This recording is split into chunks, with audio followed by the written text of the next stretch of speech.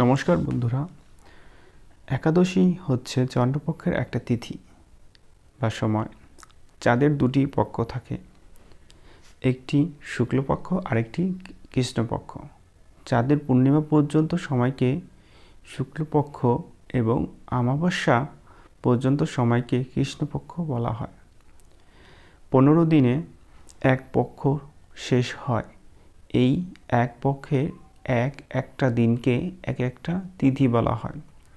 তিথিগুলোর নাম হলো প্রতিপদ, দ্বিতীয়া, তৃতীয়া, চতুর্থী, পঞ্চমী, ষষ্ঠী, সপ্তমী, অষ্টমী, নবমী, দশমী, একাদশী, দ্বাদশী, ত্রয়োদশী, চতুর্দশী এবং পূর্ণিমা অথবা অমাবস্যা।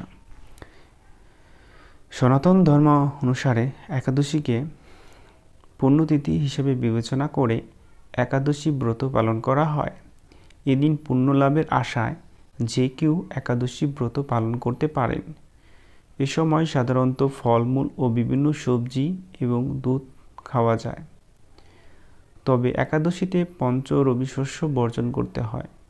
বিষ্ণুর শয়ন, পার্শ্ব পরিবর্তন ও উত্থান উপলক্ষে যথাক্রমে আষাঢ়, ভাদ্র ও কার্তিক মাসের শুক্লা একাদশী বিশেষ শুভপ্রদ হিসেবে গণ্য করা হয়।